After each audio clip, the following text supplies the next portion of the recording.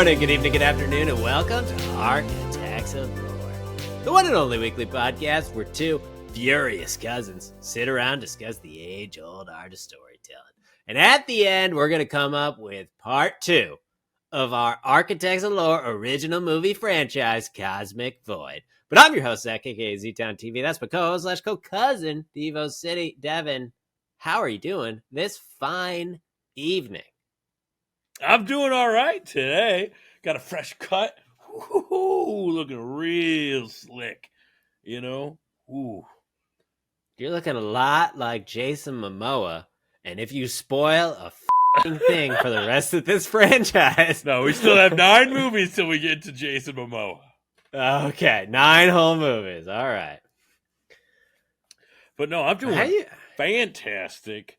I recently got back from a quick trip back east for the eclipse, and beautiful sunny day, 75 degrees. The day after the eclipse. Day after, yeah.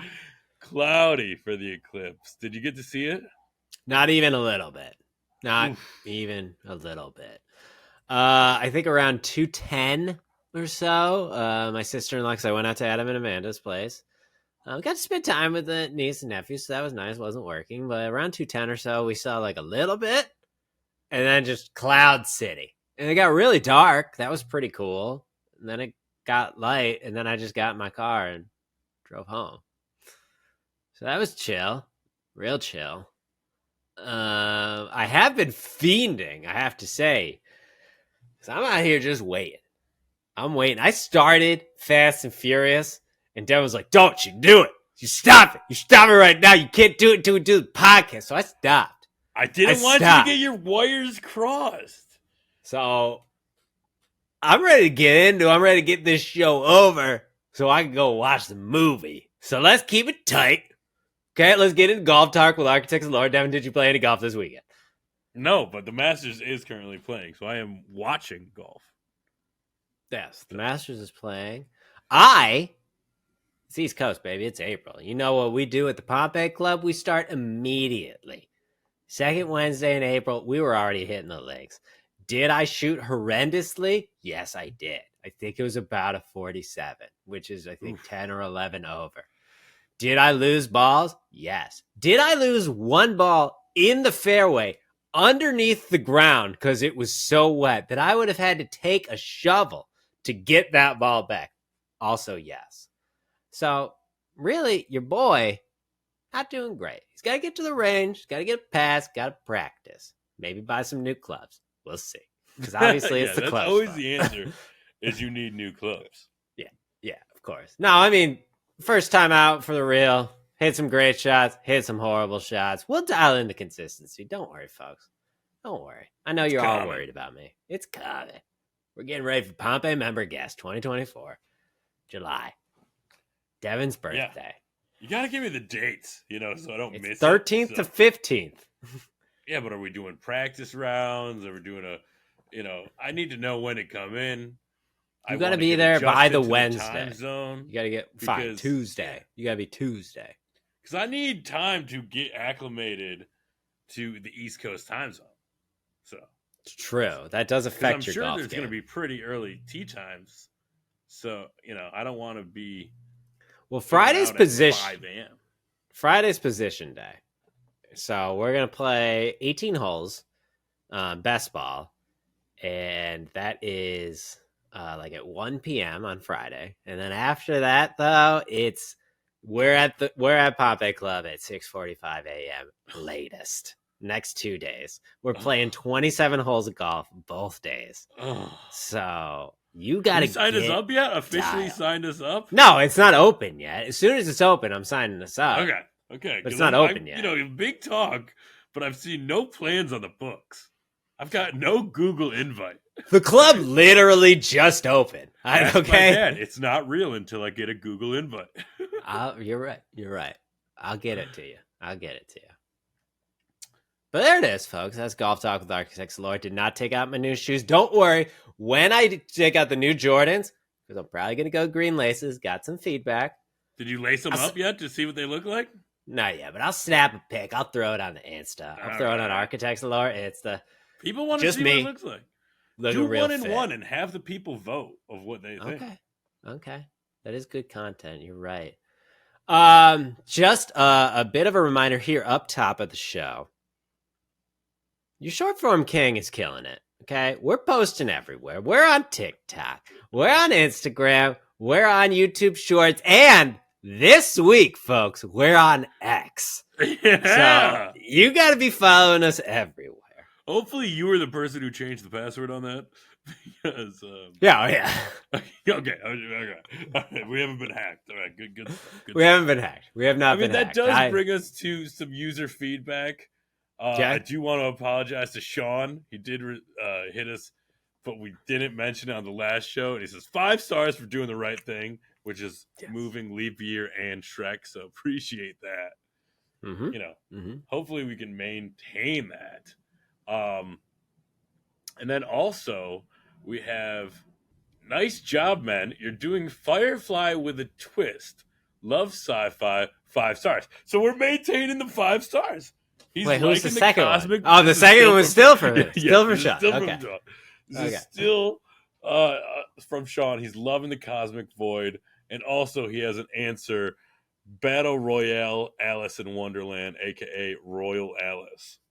So I'm not sure if that's right. He got it. No, that's absolutely correct. He's like, I think he's the only one that got it right. I didn't know it at all. Battle Royale Alice in Wonderland, I guess. It's Battle Royale and Alice in Wonderland. Actually, no, that's not true. He got it right. And our original number 1 Lore-chitect, Easy Rider, coming out of the woodwork from the top row, getting it right. Way. Yeah.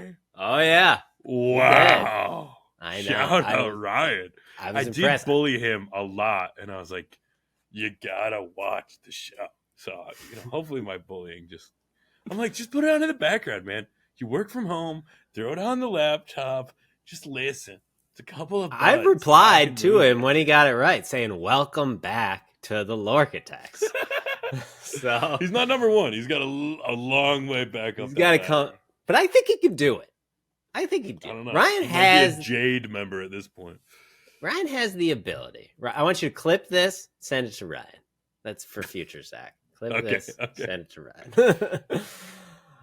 But Devin, nothing really much. I saw you. It was nice to see you in person. We saw some other fellow Lore-chitects. We did. One of them got a weird van that nobody knew about. So. Yeah, and another one was from Britain. And then we got a couple more British listeners, hopefully. So shout out if you're new across the pond. We're happy to have you. Happy to have you. Except, Ed, you still owe me that shoulder routine. That better be in my email. Okay? That better be in my email. All right? Gotta work that shoulder out. Trying to fix this shoulder out. Got a good Lore-chitect who knows what I need to do. He's going to send me a routine. Hasn't sent me it yet. I mean, he's not back yet, so maybe he's just waiting until he gets back from his trip. But good to see across the pond Lore-chitects in person and yourself from across the country. Devin, like I said, I'm trying to watch. And we were Fast at Chestnut Creek Farm, Not an ad. Don't make a clip of this. I can't make a clip of this. That is our least performing clip of all time. Like 7 views. Because I have no idea why. I think YouTube knew these motherfuckers are trying to get some money, and they're not saying it's an ad, and I'm going to suppress the shit out of this. Yeah, it was a joke. It was a joke. I even put, it's a joke, and still nothing. Would not push it. So check out Chestnut Creek Farm. No. With that correct answer from Sean with a Royal Alice in Wonderland, I think that brings us to everyone's favorite trivia part. The movie game. Devin, last week's question, just so the audience remembers the question, was Japanese school children are dropped on an island. Can you say this normally. No, this is how I talk. Your radio this is my voice normal. Are driving me nuts because they're all normal, and then out of nowhere, when you do the movie game, you're like, "All right, and we're back." Like, what is this voice? Welcome to 109.7 The Fox. Like, it's not even your original radio voice, and throughout the rest of the episode you don't do it, but when you get into the movie game, what's my original radio voice? What's my original? I don't know. You're gonna have to listen to Release the Tapes. Nope, wrong one. Release the Tapes. The Babysitter and Babysitter Killer Queen. Japanese school children. Fine. Japanese school children are dropped on an island, and that's a different one. I know, but it's like you're like, fine, I won't do it. I'll just do a different one. Just a different one. All right. Japanese school children. See, now you're in my head. Japanese school children are dropped on an island and forced to Hunger Games each other for the amusement of the sadistic Queen of Hearts. Devin, that answer was pronounced earlier, but that, of course, was Battle Royale in Wonderland? That's it. I didn't know it, so congratulations to everyone who did. The 2 listeners and 1 person on TikTok got the first part right, and I said, good job. Because I respond to people when they interact with us. Thank you. I'm also using X, Architects of Lore at x.com. That's my Nick Stan account. Well, sorry, Arc of Lore on X. That's also my Nick Stan account. So if you get on there and you're seeing our posts, but then you see my replies and it's mostly Nick's related, just relax. All right. This guy's like, I don't need a TikTok. And every time I go on TikTok, it goes, Architects of Lore is on. You want to say hi? I'm trying to boost the algorithm. I'm just saying, you act like you're too good for TikTok. And you're all over the tech. It's addicting, and it's not good for me. You should definitely put a limiter on your iPhone for app usage. But here's your question. A World War II love triangle is rocked by bombs dropped on a Hawaiian naval base by a reporter representing the struggling country of Kyrgyzstan. Oh, okay. Pearl Harbor. Well, that is technically correct. I am going to test you on this one. And I don't know the fucking full name of Borat. I don't know the full title. Just give it a try. Borat, My American Adventure. I have no idea. No, it is Borat, Cultural Learnings of America for Making Benefit Glorious Nation of Kyrgyzstan. Great, thank you. Thank you so much. I was like, that's a relatively easy question, but if you're a real stickler for full names, that gets real hard real quick. Good thing we're not here at Architects of Lore. Devin, are you ready for your movie game question? I am. Get off my plane! Screamed the president as he kicked the holy living revisionist history hell out of the insane douchebags that murdered Sharon Tate. Get off my plane! Screamed the president. Ford, Air Force One, right? As he kicked the holy living revisionist history hell out of the insane douchebags that murdered Sharon Tate. You are correct. That is Air Force One, the first one. And then I believe the second one is Once Upon a Time in Hollywood. That is correct. So, Air Force Once Upon a Time in Hollywood. That's it. Look at us. 2 for 2. Look at us. We know movies. We know movies, folks. We know movies. That's actually our tagline. Architects of Lore, we know movies. Nope. No, it's not? Oh, okay. I'm pretty sure that was like TBS or something, or TNT. No, it's TNT. We're gonna get, yeah. Oh, TBS, was that? We have characters? We have the characters, I think. Yeah. Remember to visit chestnutcreekfarm.com. Is that even their website? I don't know. It should be. All right. Audience, are you ready for your movie game question? Of course you are, because you clicked on this amazing TikTok or YouTube short. I also don't think that they like you referencing TikTok and TikToks. It's a weird thing. TikTok in TikTok? Yeah, it's weird. Like, have you ever noticed when people do their comments and they're like, definitely don't like other mentions, but then they'll like put like an asterisk instead of TikTok because they're like, "Are you talking bad about TikTok?"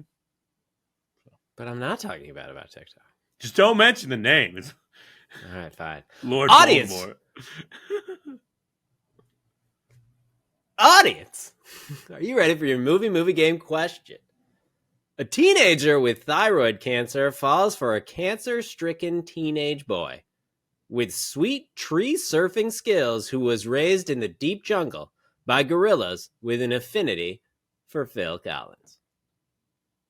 A teenager with thyroid cancer falls for a cancer-stricken boy with sweet tree surfing skills who was raised in the deep jungle by gorillas with an affinity for Phil Collins.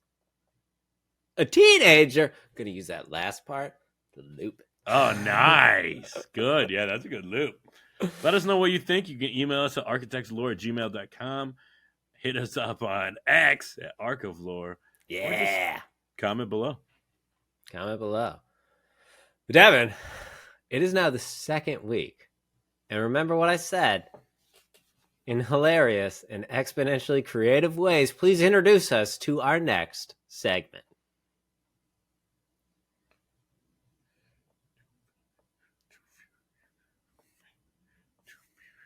Studying the lore in the writer's room.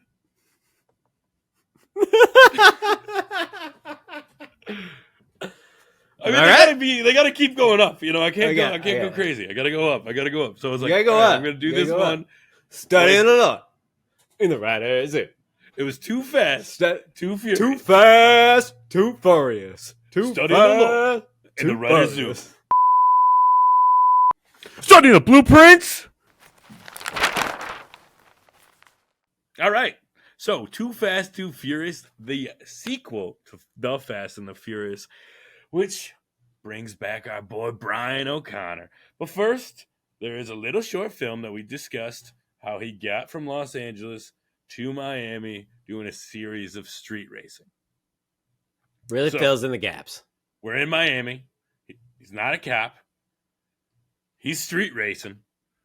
And then he gets caught using some cool technology that was like, I thought was the coolest thing at the time, where they shoot like a gun and just shuts down the car's computer. I don't know. Spoiler alert, we never see that technology again. I don't know. I honestly don't know. Is that real? Is that real? I think so, yeah.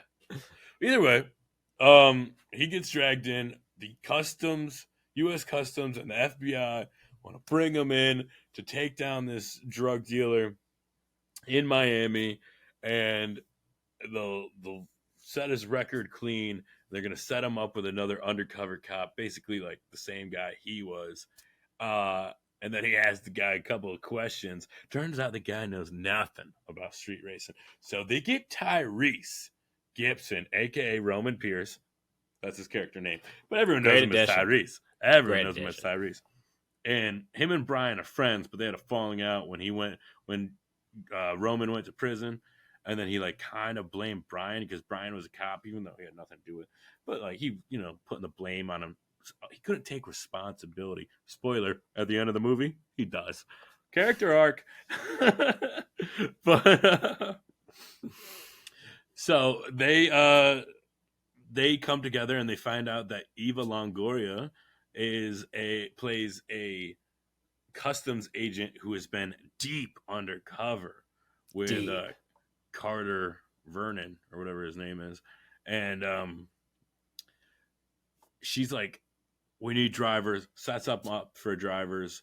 They obviously win because they're great drivers, but their cover almost gets busted because the trigger happy customs agent thinks they're running, and he's like gonna bust them. So Roman shoots at him, little pop, pop, pop. He wasn't trying to kill him. He's just trying to, keep the cover. Anyways, they get hired. Yeah, you got some food in there? We hungry. We hungry. They say, okay, we need some cars that aren't being tracked. So they do a street race with some guys. They almost lose from some dirty trickery. But Brian, aka Bullet, which is known in the Miami street racing scene. He is? I think so. That. I think Sookie calls him Bullet. And then he drives straight at him, plays a game of chicken. The guy goes off the road. He's able to make up the time. They win the cars. They also meet another group, including Taj. This is our introduction. Taj, played by Ludacris. Sookie, played by Devin. Devin. Spelled differently, but still same basis of the name. You two are basically the same person. Yeah, I mean, Asian woman, white man, twins. Both have long hair though. Yeah, and so basically they just get involved with this guy, and they have to run a job for him, but they also have to make sure that the feds and the customs agents don't mess it up. And then Eva Longoria is like, they're going to kill you. So they come up with a plan using their street racing fan to do a scramble. We got 100, 200 cars doing a scramble. Well, they're being chased by the local police and the U.S. Customs and the FBI. And then Carter knows that Eva, is an agent. And instead of going to the airfield, they're going to a boat. And they don't know what to do. But boom, Tyrese comes, saves Brian. They have ejector seats, which is pretty dope. And then they use a car as a weapon to take down the boat. And they give starting the long theme of cars, using cars as weapons in the Fast and the Furious franchise. And they give back the money, get their records cleared. But turns out they both put a little money in their pocket. And they're planning to open a garage together. Spoiler alert, that doesn't happen. But yeah, that's basically Too Fast, Too Furious. It's in Miami. It's got fast cars, beautiful people, and a drug dealing storyline that doesn't really make sense, but who cares? And we come up with ejector seats. I gotta be honest, while watching this movie was far more dated than the Fast and Furious, the original one. They really do lean into the high tech of the day. High tech of the day. And also I don't know because I haven't watched the rest of these movies, but I feel like in this movie specifically, they tried to make Brian way more street slang talking. He was like, listen up, cuz, this is what we're going to do. Rum never take responsibility for him. I'm like, why is he talking like this? I feel like it's an act, it's a tough guy act that he's got to put on. And I guess in my mind, I was wrapping around. I was like, all right, he's going back to his childhood because he's seen his childhood friend. So he's kind of regressing a little bit and trying to put the straight-laced cop behind him. So he's going deep into this. But I'm like, Brian, that's not you, man. Hard. That's not you. Going too hard the other way. Too hard the other way. So that's the in-lore reason why Brian sounds kind of like a douchebag in parts of this movie specifically. So hopefully that turns around. We'll see. We'll see. But the Nissan Skyline, that is the first one in North America to be imported from Japan. That's the silver car that Brian drives. And it is sick. And apparently it goes from 0 to 60 in under 3 seconds or something. It's basically as fast as a Lamborghini, that car. So everyone loves that car. Well, you're going to have to be the car guy because I'm not really the car guy. Well, Tyrese, it was funny because Tyrese actually saw that car again 4 days ago. ESPN posted about it, and he was very emotional. Yeah. So I actually really liked the way they introduced Brian in this movie, where it doesn't start with him. It starts with a street race with Ludacris and whatnot. And then they don't have a fourth guy. So he's like, I can call anybody. And they're like, yeah, call anybody you want. We're going to win anyway. And then he calls up Brian. Brian gets there and Sookie's like, fuck. But the other two are like, oh, we could take this guy. And then Ryan just wipes the floor with these guys. He's such a good driver. Now he is. The tandem drifting that him and Tyrese do. Yo, keep up with me, Ty. Keep up with me, Rom. I love how actually in this one they do have walkie-talkies, except one time Brian is talking on a walkie-talkie to Ludacris, and Ludacris is on the phone. So unless it's like a Nextel where it's like a 2-for-1, I don't know how that works. But they do actually talk to each other using the walkie-talkies instead of just being like talking to each other while driving 60 miles an hour, or 160 miles an hour. Which makes a lot more sense to use the walkie. So maybe they have like earpieces, comm pieces. Yeah, they got later on in the movies. But Devin, let me get your opinion on this. We're just going off the first 2 right now.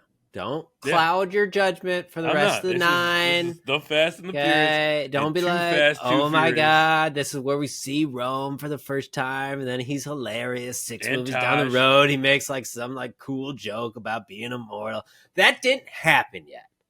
Okay? It's just these 2 movies. He is a badass in this movie. He's Do funny you think and a that badass. do you think that this is a good direct sequel from the Fast and the Furious? See, here's the issue. You thought the movie was about like Dom and Brian, and then they're like, okay, Brian's with someone else. Now we're going to pair him up with someone else. Mm-hmm. So it changes the dynamic. Great buddy comedy with these 2. But yeah. It was kind of like a little too much of the same. Like, I don't know. You got to drive. You're still working for the cops. The story didn't hit there's a lot of times where I'm like, why is he, if he's already going there, why didn't he just bring the money? Like, why has he got these people? Why does he need these really fast drivers?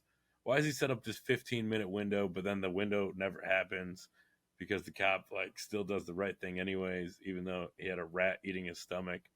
Well, he couldn't bring the money because the money was just in the house that wasn't near his property. I understood that part. But this movie has a vastly different tone than the Fast and the Furious. Fast and the Furious is kind of more of a serious movie, whereas this one is just like, we're going not like all the way camp, but like 70% camp from the Fast and the Furious. Like, now we're just really leaning into what we think that the audience liked, which was fast cars, hot women, hot dudes, and driving fast. And they brought in Tyrese, who was just doing all the jokes. Yeah, I think that they went more comedy-ish because they're not like, oh, we don't want to be like Tyrese replaces Dom, because in the first movie, Dom is not funny. No, nowhere in anything that he does is funny. I think he's supposed to be like he's the most serious person alive.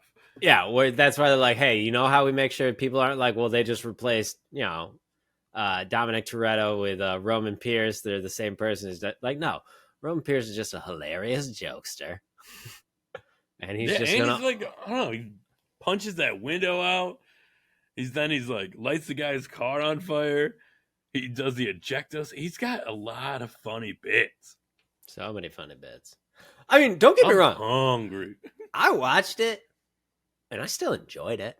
It was an enjoyable movie. It's just, when you're talking about direct sequels, it's just completely tonally different from each other. It's not like, Star Wars and then Empire Strikes Back. Tonally the same.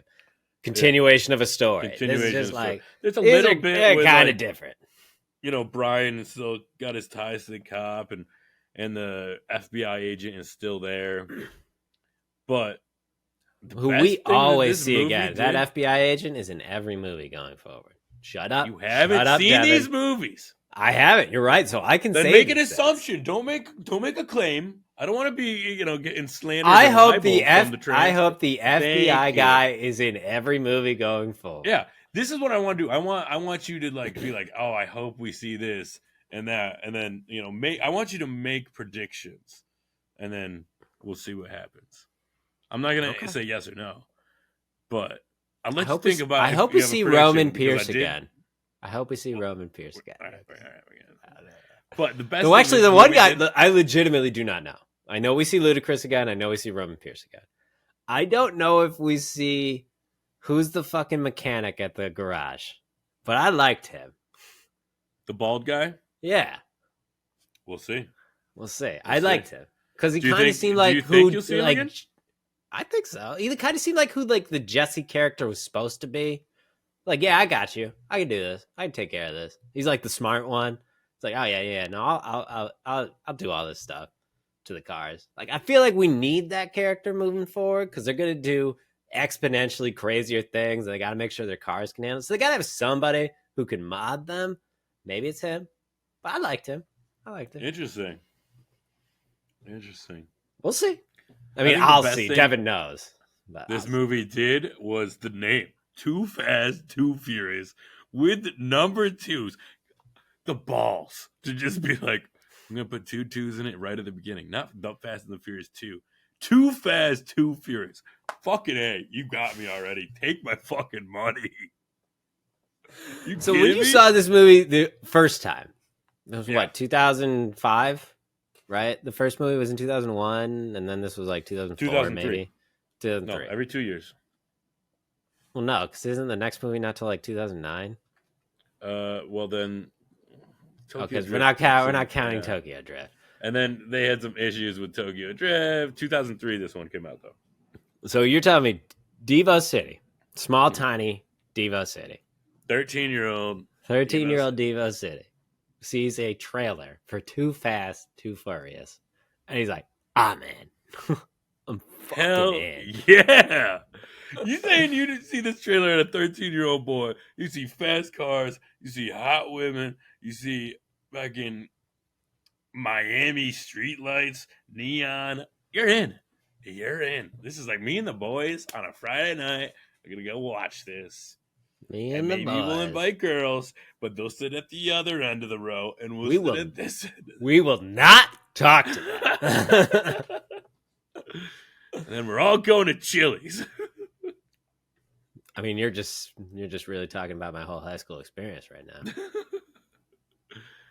But Devin, I think there's only really one question left.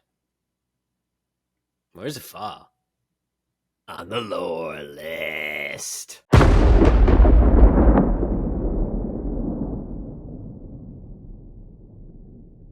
We got a bit of a pickle on our hands. Because this is objectively not that good of a movie. It's entertaining. Well, first let's introduce the lore list. This is the lore list. This is what us architects of lore deem as the movie gods' choices for where we rank these movies. We got Lawrence of Arabia at top. We got Swiss Army Man in the middle. We got the original. Swiss Army Man is towards the bottom. Towards the bottom. The original, the Fast and the Furious at 18. Surprisingly good. Too Fast, Too Furious hit. And unfortunately, I think it's under the original. Oh, yeah. Immediately under the original. I think it's got to go probably... I mean, if I'm looking at these, I'm probably watching The Seventh Seal over it again. You are a liar. Because I don't think you will ever watch that movie again in your life. Too Fast, Too Furious is on TV tonight. I understand that we are. Go and put it on right now. I understand that we are significance. The divine interpreters of the lore list. I understand that. I understand it's not personal preference. This is just from on high and below. Because we cover both. This is what the objectively correct list is. Can the list also be bought if you daily harass us via emails? Maybe. But maybe that's also just the divine intervention getting back to us. That's why there's always a reckoning. I think it's better than Wreck-It Ralph. No, you don't. We gotta have a starting off point here, you know? I think it's in that area. I think it's between Wreck-It Ralph to The Seventh Seal. It's somewhere in that area. Will I watch Leap Year again? No. I will watch Too Fast, Too Furious over Leap Year. Is it better than Jumanji: Welcome to the Jungle? Jumanji: Welcome to the Jungle was pretty good. Yeah. And the Fast and the Furious franchise doesn't have The Rock yet. So it's really like, who's got The Rock? All right, I think we got our answer then. All right. There you have it, folks. The new number 34 on the lore list is... Too Fast, Too furious. We hungry.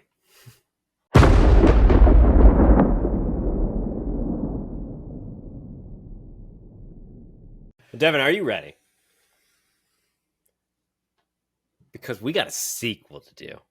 This isn't just, Zach and Devin are gonna bullshit their way and come up with a brand new idea. No, we got lore we have to follow from the original movie that we came up with last week. Who's our main character? Ronan. Who's his love interest? I don't remember her name. Aurora. A.k.a. Rory. I was thinking Roxy because you kept saying Roxy last time. Yeah, Roxy Power will make a cameo in this franchise. Well, Devin, are you ready to come up with our sequel in Building the Lore? That's where you jump in. In the writer's Zoom. I did that for what we just did. You did what for what we just did? I did Building the Lore in the writer's Zoom for the last one. I don't think I did Studying the Blueprint.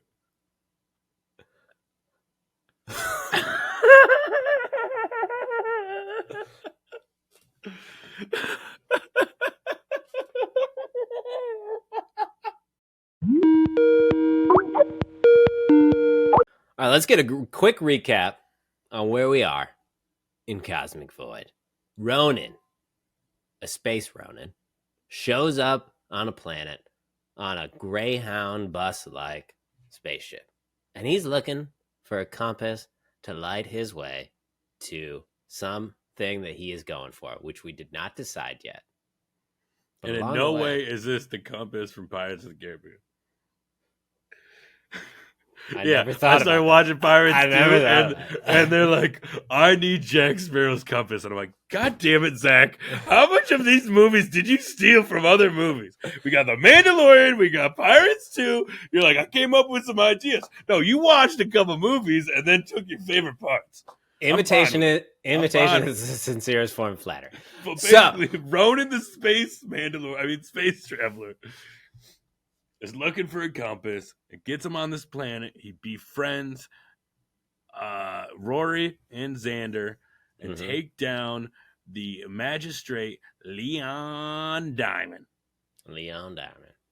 Who's got a hold on this planet. They got Leon Diamond's ship, and they're off in the stars. Yep. They got no more ties to that original planet because Rory and Xander's inn was destroyed. Ronan was just there as a stop in the road anyways. That first planet, that's in the void. The Cosmic Void. Yeah. All right, here we go. So I think the first thing we got to do is think about who do we want to introduce? Because we're starting to build an ensemble now. I totally agree with you. And I have been studying sequels and space movies. I watched Treasure Planet. I did watch Pirates 2. Just to see how, and that's where I came to my discovery. Do you think there's a compass in that movie? And I was going to watch John Carter and Prince of Persia, but I didn't get to it. I was sleeping on the plane. I got all these plane movies. I downloaded them. I'm like, I can watch so many movies. And then I'm like, I'm just going to fall asleep. but we have to introduce a villain that is somehow from Ronan's past, and in order to take down this villain, he has to get someone else from his past. So the villain doesn't necessarily have to be from his past, but it's a villain. But in order to get over the villain, he has to find someone from his past. Okay. But we don't need an overarching villain yet. It can still be a run of the mill villain. We're still at base level. Okay, that's what I was about to say. Like we might have gotten too far. No, we're going to expand the universe a little bit. We're going to go more into the lore about the other colonies and where there are. Because we haven't introduced the fact that there are humanoids other than humans yet. Correct. And I don't think we're there yet. I think at the end of the movie we hint at this, maybe in a post-credit scene. Of course. But I think this is another getting bigger, so we're going to different colonies, or outposts, maybe like a pirate type thing, Mm-hmm. where we find his former friend or partner who has a grudge against him, punches him in the face when he sees him. Of Classic course. Roman Classic style. Roman Pierce. So, I think the first movie had a lot of fighting, and it had a big chase scene with the ship that is now theirs. Did we name the ship? We should name the ship. Okay. Blimp RV? No. Big Blimpin'? You're getting better. It's getting hotter. You're almost there. Like one more and you're there. Like one more and you're there. Just don't think. Big Blimpy Blimp? Maybe you weren't there. I think you thought about it too much. But before you think about this, but I think we introduce either the villain first, or we introduce our crew now, and it's like 6 to 8 months later, and they've been doing like odd jobs or something. We see that Xander has been making modifications to the ship. You know, he's using his book smarts. We said Rory has like street smarts and kind of like is a good talker. So maybe she's running the mouthpiece of the machine, and then you got Ronan as the muscle. So like they got their setup. They're going good. They're running well. It's been a couple months. They got the routine. Maybe they're running. You know, it's space. Let's call it spice. No, they're not running spice. We're not ripping off 2 movies. I do like that though. We open a scene with them completing a job. Let's just say that. We don't have to get super detailed in it. It's a job, and is it above board? It's like gray area legal. Legal. Like the outcome helps people, but they kind of did it on the shady level. You know what I mean? So like maybe they're on another planet and they kind of like take some stuff out of the back of a military truck. You know, some stuff falls off and they give it to the people Robin Hood style. And yeah.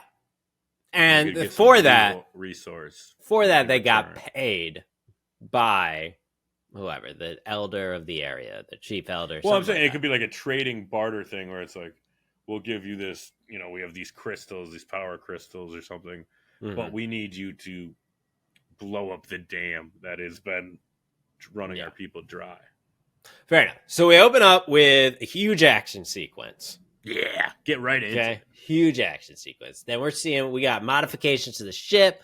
We got Aurora with her street smart, and we got Ronan with a muscle, and they complete a job. They blow up a dam, and then they get paid by the elder because that village is now thriving. We hurt big corporation, and we got some energy crystals. Get me a thumbs up.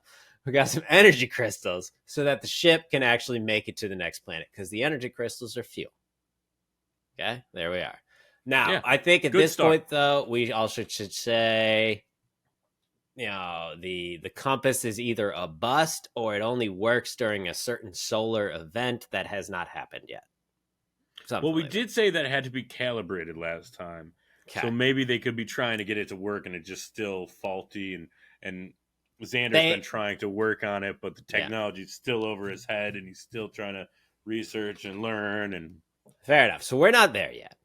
So now, I think because of this big opening, sweet, cool action sequence, that's where these people get approached to do a job for whoever our villain is. So that's how we're approached. That way we're coming into like a thievery type of movie, a heist type of movie. But because of that movie, they have to go, like you said, go to Ronan's past. Like, all right, well, if we're going to pull this off, I only know one guy who can help us. And then smash. So hold on, pause real quick. Is this someone that they pissed off because they blew up the dam and it's like, you know, you blew up my dam, now you owe me a job? Or is this they're leaving, they get a transmission from a stray ship and it's like an invitation for out of the nowhere just because their reputation has come across their desk? I would say the second one. Because the first one, I was thinking about that when you said it, I was like, oh, that's kind of a cool twist. But then it gets in the whole like, well, is this guy holding the people that they just did this job for hostage? And I don't want to get into that whole white knight thing too soon, you know? So maybe it's just, well, we could also bring that person back or the dam's destruction back. And that could be like a criminal history that the Federation, you know. That's like a couple movies down the road. That's a couple movies down. So I have a question. This is a franchise question. Yeah. Are we doing like 3 movie arcs with an overall arching arc? Because we already say Xander dies in 3. So if we make this like, you know, we don't have to respond to that. I really think it'd be very, very good if we try and keep up with all the bullshit that we said before and like have to make it work. Like you said something about finding like a robot in like 4 or something. Or I say a lot of weird shit, and we're gonna try to make it work. Go back and take some notes. First of all, it was a cat robot type bionic organic creature. But I think it'd be a good you know lesson on dealing with the holes that we dig ourselves. Fine. 4, 6. You know, okay. I think Xander has to die in 3. Fine. But we're not there yet. We have to see, but that means that we need his character to start getting more reckless in this movie. Okay. So instead of being the book smart guy, he's going to have to make some dumb choices that he gets lucky and it works out, but he's not going to be so lucky in 3. Okay, maybe it's he's always been a meek type character because, you know, he's brainy, not brawny, but being with Ronan this whole time, he's looking up to him a little bit, and Ronan's not really taking on that whole like big brother persona. He's more just like, you know, not like mean or anything, or like a little standoffish, like I'm not trying to like mentor you or anything like that. Like I'm not a good person. You don't really know who I am. But he's like, oh man, Ronan's so cool, I'm gonna try to be like him. And that's where the recklessness comes in, because he doesn't have Ronan's life skills to be able to pull off some of the and we also did mention that Ronan might have a microchip that makes him have faster reactions. Exactly. I'm thinking low. If we're doing this, fine, he's got low level telekinesis, some sort of kinesis type power. Oh, it's like the Force. Well, come on! No. Okay. Not the Force. I'm just saying, quicker reaction time, quicker. You know, hear things at more frequency, higher perception with the senses that are realistic, but hypersensed in every fact. He can see 120 instead of 20/20. Fine. You're talking about bringing in the Force in movie 2. Bring the Force in movie 9. Fine. But there better be some sort of fucking joke about how Ronan never gets shot. But that's in 9. All right, here we go. So they pull off the great initial action sequence, blow up a dam, get energy crystals, and as they're going off, they get a transmission from a mysterious person who promises them something that they need. They're broke, they're poor, maybe it's just a shitload of money, maybe it's a bunch of fuel. I think it's enough money to last them for like a full year, or you know, we'll call it like a rotation, or I don't know, full rotation, but like, you know, cycle. And I think like the transmission has to come in, and they don't make a decision about it then. But Xander, this is his start of his reckless streak. Hears it, gets it, puts in the coordinates to go. Okay. When they're sleeping, right before they go to sleep. So they get there, and they're waking up, and they're already there, so they can't be like, what the fuck are you doing? And turn around, because they're already there. Maybe there's like a tractor beam now coming in. So they got to deal with this. Or they're like, you know, going into a spaceport, and they're like landing into a space. So it's not like a bigger ship, but it's like, it could be like a Tortuga type place where it's a pirate island. And who meets them at the ship? Super hot lady. Of course. Okay. All right. Little tension between Rory and Ronan, because even though they haven't, you know, there's a little something there, but they haven't done anything. No. You can tell just how they interact, and they get a little too close to each other, and their hands might like grab a lever at the same time. We're gonna drop in hints. Mm-hmm. Now, here's the thing. They go to this meeting, okay? So we got our villain. I think he's got a cape. He's got a monocle. He's got a scar. Okay? There he is. Boom. Evil. How big is the cape? I think it's at least a football field long. I'm talking. Come on, knee height or no. I think it is all the way down to ankle. Okay, because if you're saying knee height, I'm like, come on, Andor. No, all the way down to ankle. Monocle that has like some sort of tech in it that can like scan like them Inspector Gadget type thing. Yeah. Maybe this guy, so we're starting to hint at it, also has like quicker reaction times. Okay. But maybe like a little less than Ronan, you know, maybe start of the same program. We're hinting at like he has a dark past that maybe is connected somehow. You know, because there's like experimentation. That's what this universe is. I know. I was thinking maybe the big bad is the people who experimented on Ronan. Dude, I was right. And they're like, you still owe us. Your contract's not up. And the only way to break that contract is to break them. Yeah. That's coming later. That's later. Okay? Because Ronan's searching for something right now, and Devin won't let it be Ronan's sister. Even though I think it's a great plot point where he finds his sister, and his sister's like, I don't fucking need you. Get the fuck out of my life. It can be. But also remember, he's not building a machine. So we got to figure out what he is searching for in this movie so that he can find it in 3 to complete this stage of the arc. All right, so what do you want? All right, then we got to decide that now. What is he searching for? If it's not his sister, what is he searching? You fucker.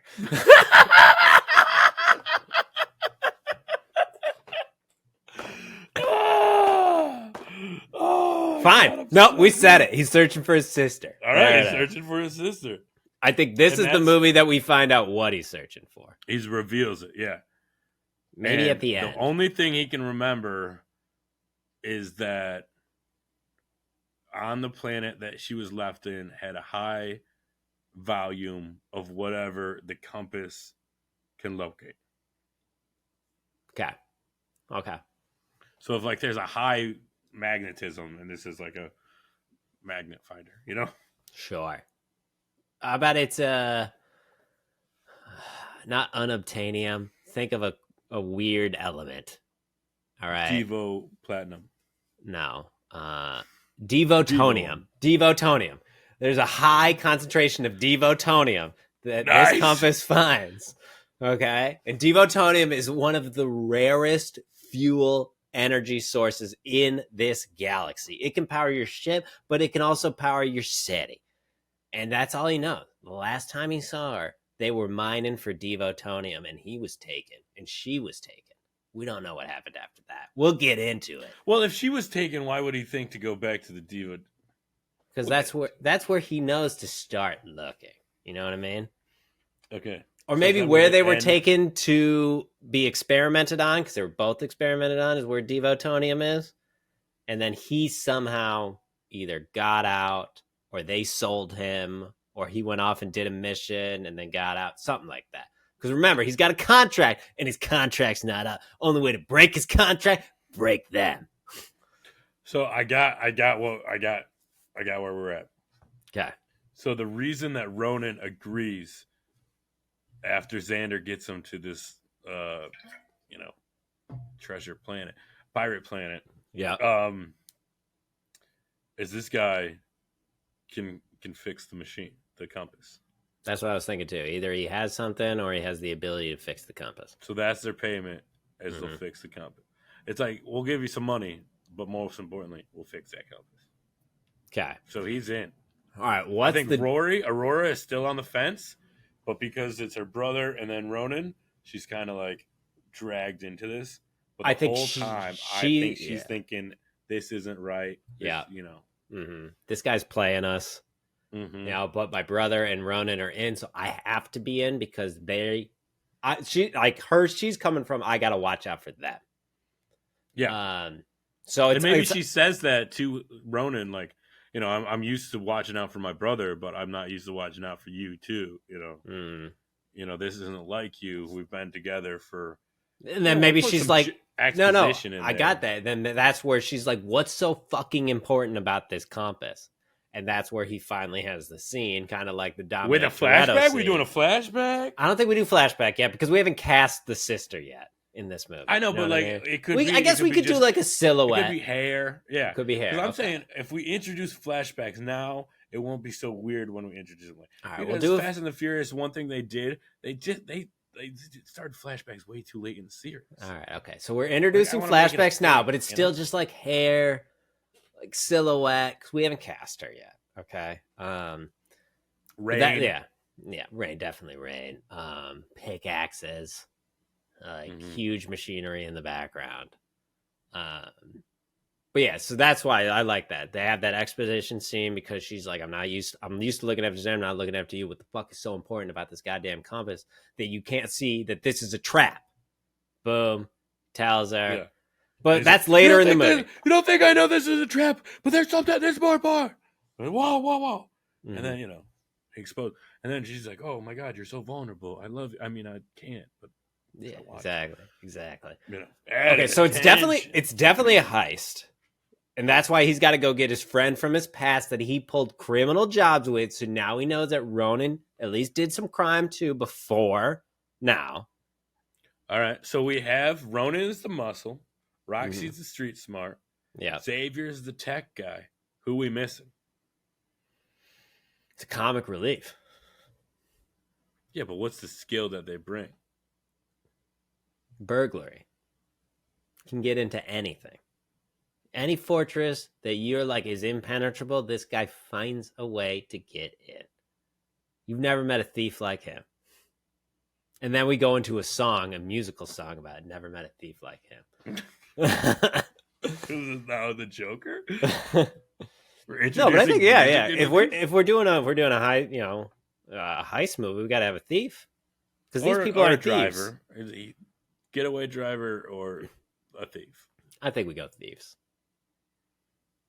Okay, so I also I know you got Ronan as the muscle, but I think Ronan is the overall character because I want to get more muscle later. Like I want a big guy. Oh yeah, he's not like the full big muscle. Okay. He's not the tank. Okay. Yeah, we got to get a tank later. He can drive and he can punch. He's more of if we're going off Bad Batch, he's like he's Hunter. Ranger. Hunter, yeah. He's Hunter. And we got a tech. Then we got to get what is his name? Rocky? Not Rocky. The big guy. No, Bullseye's the other one. I thought it was Tank. It might be Tank. I don't know. So, here's the other question. So, we're going to go and find this thief. He's a guy from... Damn it, I'm doing the thumbs up again. He's a guy from Ronan's past. Now, do we want to introduce a second character who's going to be a part of the crew here, who is the thief's friend, who's already on the thief's crew right now? Maybe that's the getaway driver. Like, yeah, you want to do this, but we need a good getaway driver. And then we're introducing two for one. Characters, one movie? Well, we're killing one next movie. You know what I mean? True. We do got to get our numbers up. Yeah. Okay, so maybe the driver is... I think that's got to be another female character, right? Yeah. Because you said we were introduced by a female, but she's just like a henchman for the evil person? Yeah, she's like the what is it? Presenting face of the organization. The one you always see first, put your guard down, make you a little intrigued, and then you're pulled into the villain. Every villain's got the face. She's the honeypot. Exactly. There you go. Okay. Does he have like Mr. Fantastic-esque powers where his hands can go into stuff? So it's like he also was tested upon? Or does he have like a cyborg hand that can unlock stuff? Like, are we giving him techie powers? Yeah. But let's not I don't know if it's like Echo where he just like plugs in, he can talk to any computer, Well, we could do that except without the plug-in, and his power is that his brainwave is able to basically communicate through like touch and thought to any computer system instead of having to plug in and then You know what I mean? Is that too into Xander's realm? Again, we're killing Xander next movie. So we do have to have a tech person later. I know, but you don't get another tech person because you're like, Xander's dying. I mean, like, he can move into the tech guy, but maybe he like also just knows his way how to open doors. He's like the opposite of Vox Machina. He can get into any door. Fair enough. Doors are his friend, not his mortal enemy. Deep cut for Vox Machina fans. Okay. Okay, I like that. Yeah. It's basically like his skill set is like he can break into anywhere, and part of that is like he has a almost supernatural ability to get through locked doors. Mm-hmm. Sure. And then we got it's like a sleight of a hand thing. Yeah, we got a getaway driver. And then maybe we find out he has some cyborg abilities later. Yeah. We got a getaway driver who can drive anything, of course. You know, wheels, hoverboards, spaceships, anything at all. Best pilot in the galaxy. Got kicked out of the academy for taking the general's private ship on a joyride. I like it. Okay. Joyride. Also, that's a great name for her. Joyride. Joyride. Her actual name is Joy. Her nickname's Joyride. I also I want to build in faults with some of these people, and one of her faults is that if she's ever tested because she's a woman, like, she's gonna fucking put you down. Not necessarily physically, but like, you test her with that, she's gonna race you, and she's gonna put you down. Like. Do we want the friend to have sticky fingers? Little Roman sticky fingers. Obviously, our pockets ain't light, yo, and we ain't hungry no more. So everyone got a nickname here. These guys. So we got Joy for Joyride. And then who is his friend from the past? Thief. Thaddeus. I call him Sticky Fingers. Thaddeus. His name is Thaddeus. Right. I said, all right, calm down. What's the job? I don't want to do blackmail again, so I don't want to be information. I think it's vanity. What does that mean, vanity? I think the cloak man has a... I don't know if like a crown or a scepter that his now ex-wife has, and he wants it back. Problem is, his ex-wife is a crown princess of a planet. Okay. I'm just, have a little lightness in here. It's true. Fair enough. It doesn't have to be dark. Okay. No, and it doesn't have to be a power source. It doesn't have to be this. It's like he's a very rich tycoon type guy who does some shady business things. He was formerly married to a ruler of a planet until she found out about his shady things, and for political reasons decided they should go separate ways. But he still thinks that the crown that he bore as being king consort is rightfully his, and he would like it back. Do we want to build in a little subterfuge there? It's not all exclusively vanity, but also whoever holds the crown is the actual ruler of the planet. So he's actually trying to take his kingdom back. I think they don't know that, but we find that out in the third act. Yeah, that's what I'm saying. And then they're like, we can't give this guy, See, because if it was just vanity, it's like, whatever, just do the job, give it to him, move on. But then when they find that out, it's like, no, we stole this, but if we give it to this guy's going to be the ruler of the planet by right, and what's his first thing he's going to do? He's going to execute his ex-wife, and then he's going to be a dick to the people. And Thaddeus is like, that wasn't part, job's over. Okay, but some of them, like, they gotta be good people in their heart, I know, but you gotta have one person who's like, maybe Xander's like, job. That's what I'm saying. Xander's like, listen, that's not our problem. We got hired to do a job. Yeah, we got money. Like, we're paid. We really, just imagine if we don't you know how much money this graces. Is? Exactly. Yeah. But also, right, like, we can be the king's personal, he's like, whoa, he becomes ruler. we win too. Okay. I like this. Now we're building on Xander's arc. Xander finally gets talked down, does the right thing this movie. But that seed, that reckless seed is in there. And in the third movie, he's going to trust somebody he shouldn't trust. Boom! And he gets mad at his sister for protecting him and treating him. It's like, you're not my mom, type deal. It's going to be heavy. And then 4 and 5 is her dealing with the fallout, thinking that it's her fault. Then eventually she's going to have to leave. She's going to be gone for a movie. She'll eventually come back when we have to find her again and realize that it's not her fault with a heart-to-heart with Roman. Hold on. I need you to pause this because this is starting to sound like a lot like the plot that's coming towards us in the Fast and Furious franchise. So wait, really? Just pause. Pause until you see this next movie, please. I love where you're going, and I do think having her leave for a while is great. But like the reasoning behind it, let's not fall into that too quickly. Okay. Fair enough. Okay, I don't know. You're right. Okay, I'm not trying to spoil anything. Getting dangerously too close. All right. Okay, let's finish this movie. They pull off the job. Princess grab the crown as they're coming back.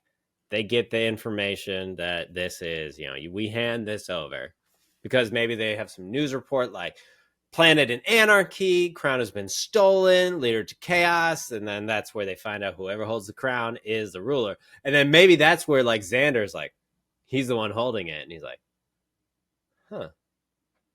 And he's like, no, job's a job. Yeah. And then they talk him down. So then how do we resolve the situation? I think they give it to Mr. Cape. Okay. Then they find out this information. So they got to go and steal it back. Double heist. Double heist. I love it. So maybe we're on a time limit too. So we did the heist on the planet. Give it to Mr. Cape. Mr. Cape gets in his spaceship to go to the planet, and we got to do a heist. Armada. Yeah, we got to do a heist in space. Space heist. To infiltrate the Armada. Maybe Xander uses some tech or joyride, to cloak the ship into looking like the other ships. Okay.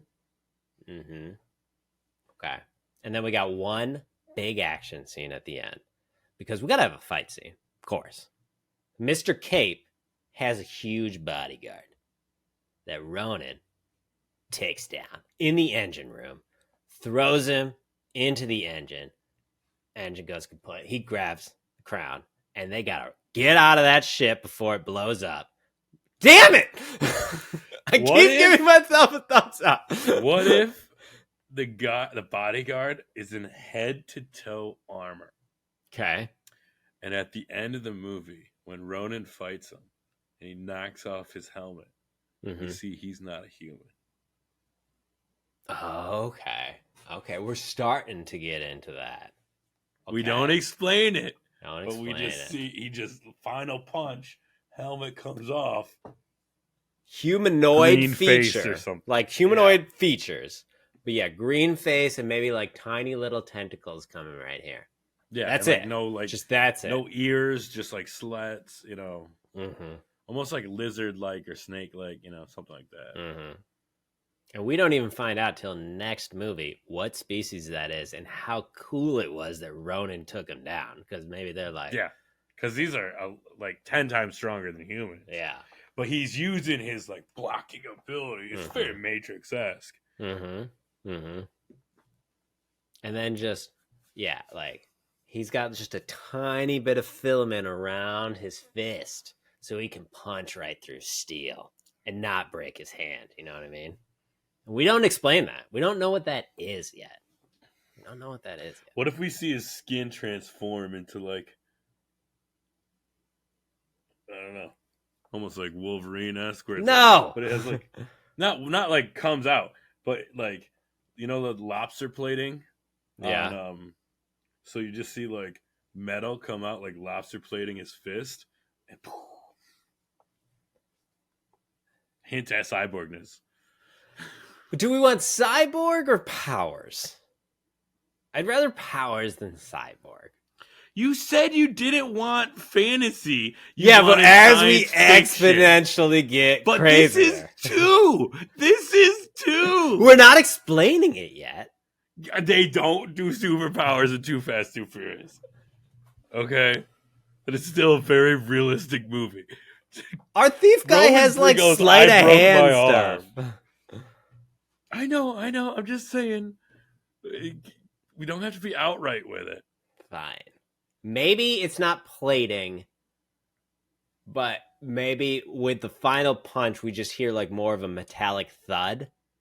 Okay. So we don't see anything yet. We're not exactly sure what happened. There's a good compromise meeting in the middle. I like this. And then we'll explain that later. Okay. But we've seen this big guy in armor take down people before in their first initial meeting. Easily. Huge guys. They're walking in the street and some guy like tries to attack Mr. Cape and you just see like a hand grab him and just like, put him down. And like just literally crush their skull. And you're like, oh shit. Yeah, kind of like the mountain. Yeah. And then who punches Mr. Cape? I feel like it's got to be Rory, right? Oh, yeah, for sure. Yeah. She called it the whole time. And he's a little misogynistic. Oh, yeah. He's been saying things throughout the movie. And this is where Rory gets in like one more punch and says something along the lines of like, she was right to dump you. Takes the crowd and they get out of there. So what about the face of the operation, Mr. Cape's lady face? I will just call her Lady Face. She was a deep undercover agent for the Queen. So she helps them. Yeah. And then they get her on their ship. On the ship, they run into her. Yeah, and they think it's done. Mm-hmm. No. So they get her. They all get off the ship. She doesn't join their team, but she becomes an ally, and maybe we'll see her in 7. Maybe. Okay, so they do all this. They get on the big ship with the Armada. Ronan takes down the big muscle guy. Okay, who's maybe not fully human. We'll get into that later. Roman may not be fully human. You know what I mean? We'll get into that later. All right. And Rory punches Mr. Cape, gets the crown, gets on their ship. The big ship explodes because Ronan punched the big guy into the engine, made it go crazy, you know, standard stuff. Mr. Cape dies. The rest of the Armada sees the ship blow up, and they just kind of peace out. Turn around.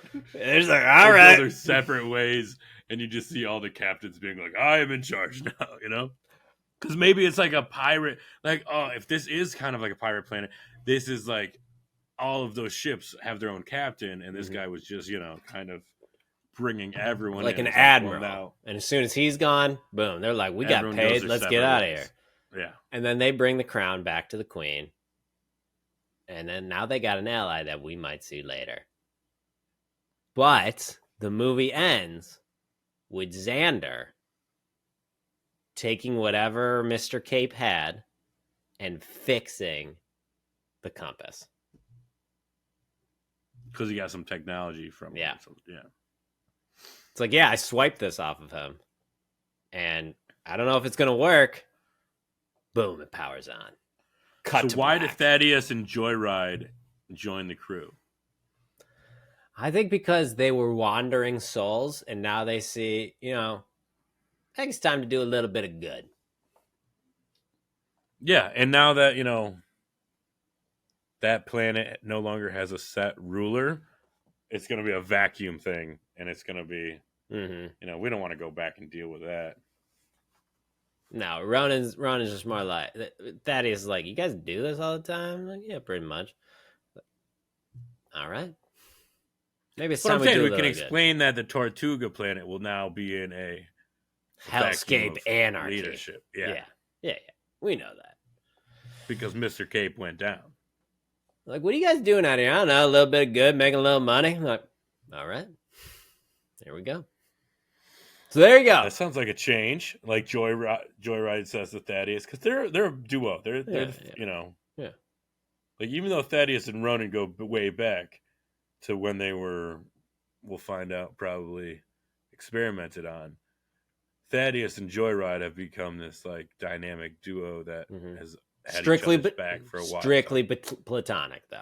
It's almost, I think there's a bigger age gap. So like Joyride is like on the younger age, and so it's not even like a question. Got it. Okay. All right. Well, that's the Architects of Lore original idea. Cosmic Void 2, Into the Void. Is that what we named it last week?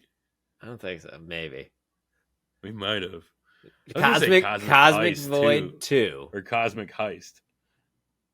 Well, it's still got to say Cosmic Void, right? I don't know. No, you're right. Ready? Cosmic 2 Void. The Architects of Lore original idea. Cosmic Heist.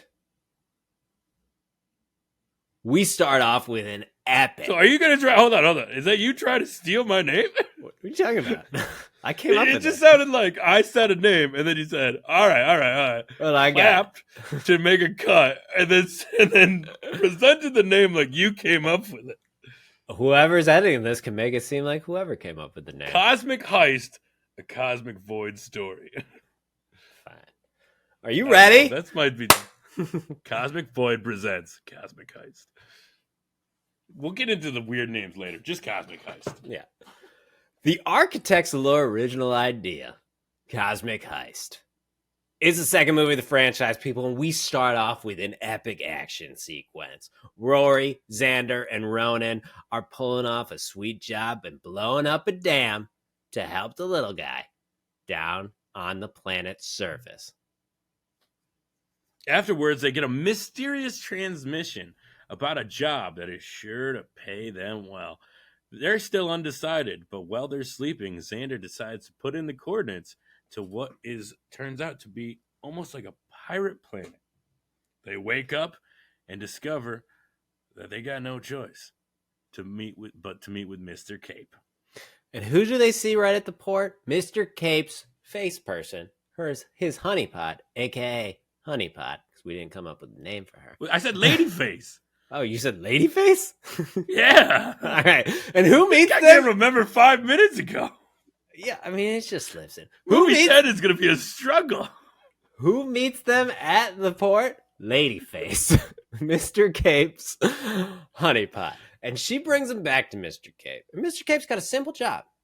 No big deal. You don't have to hurt anybody. He just wants his crown back from his ex-wife who stole it from him.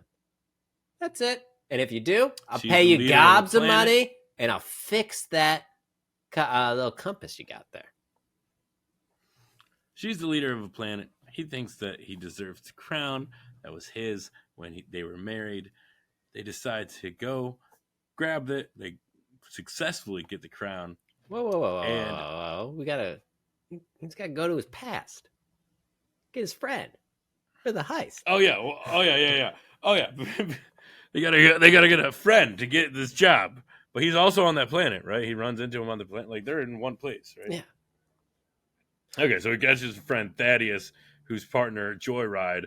Thaddeus is a master burglar, and Joyride is a getaway driver. They join the crew. That's when they go and steal the crown. There you go. Give it to Mr. Cape, only to discover that they have plunged the planet into chaos from which they stole the crown from, and whoever possesses the crown is the leader of the planet.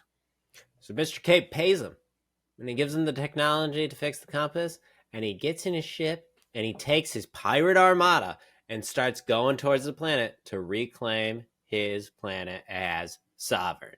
And the crew comes together. And everybody... And decide they need to do a double heist.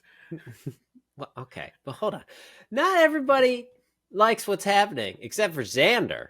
Who's like, job's a job. We got paid, and now we're on that region's good side. But they eventually come together and decide to do a double heist. Space heist. Double heist.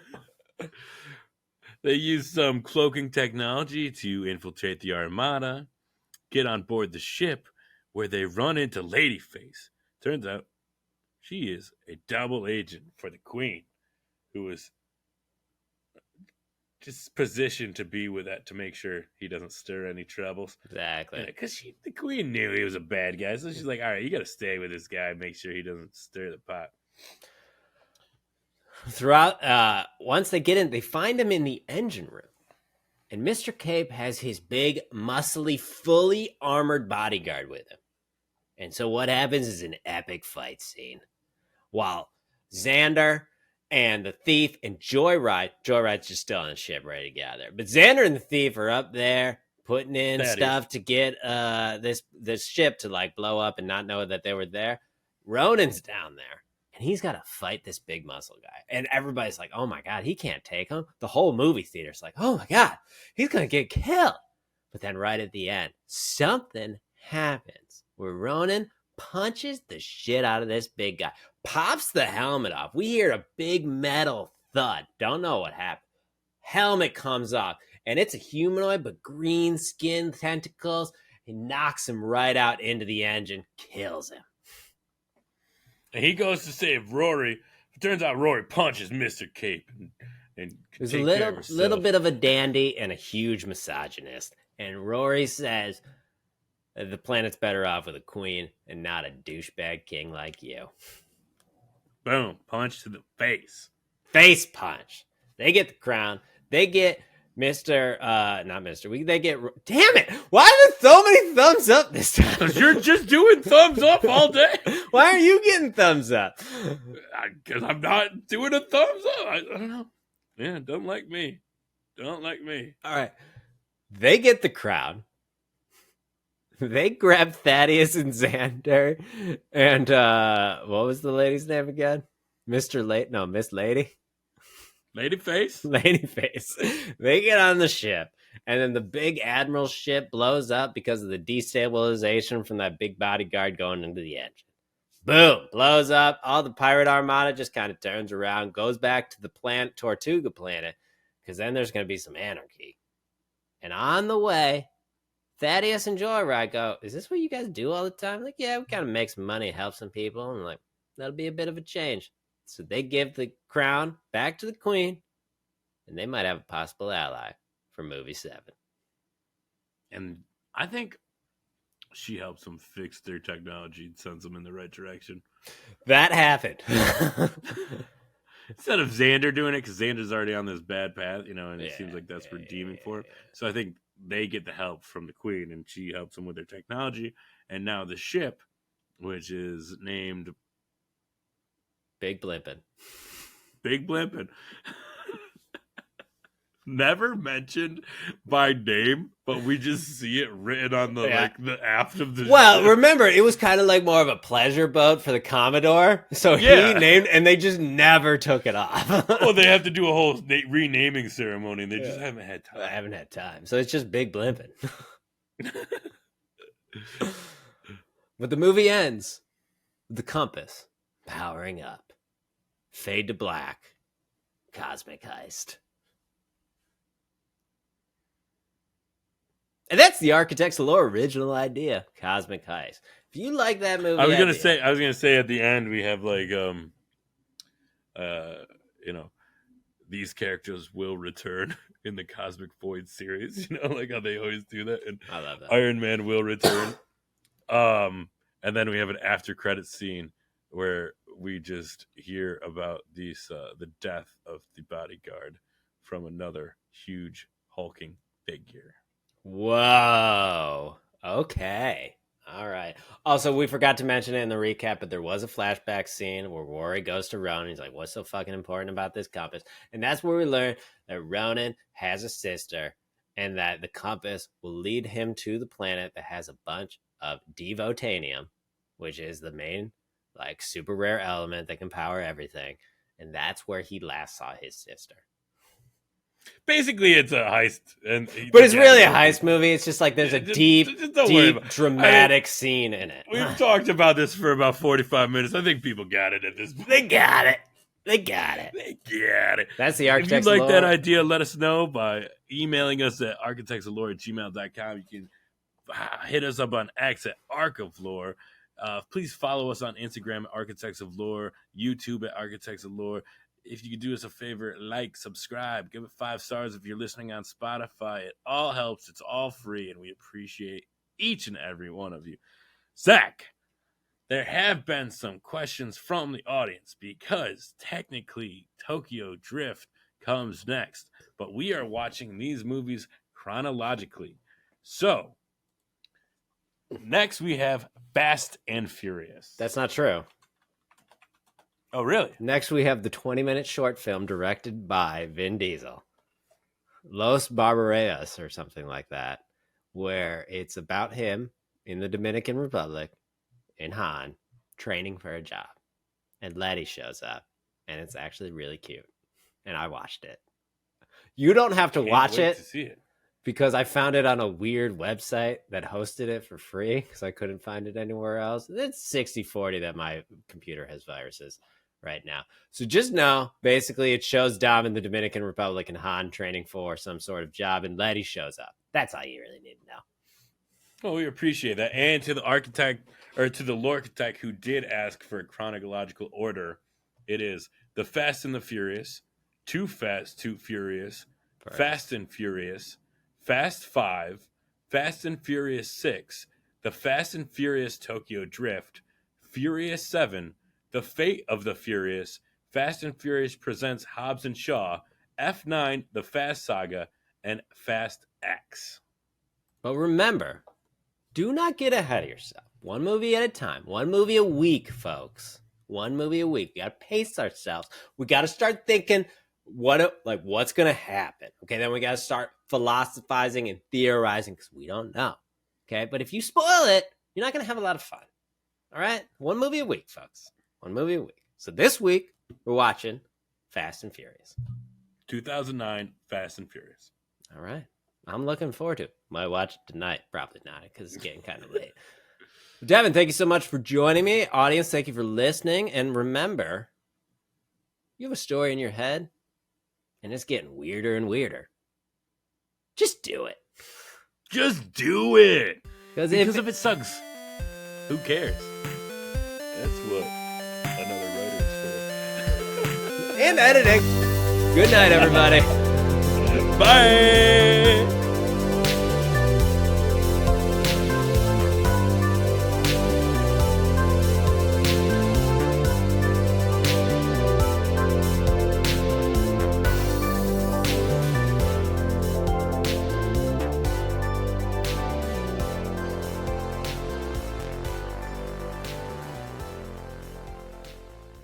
When you just said that, I was like, oh shit, I said that already.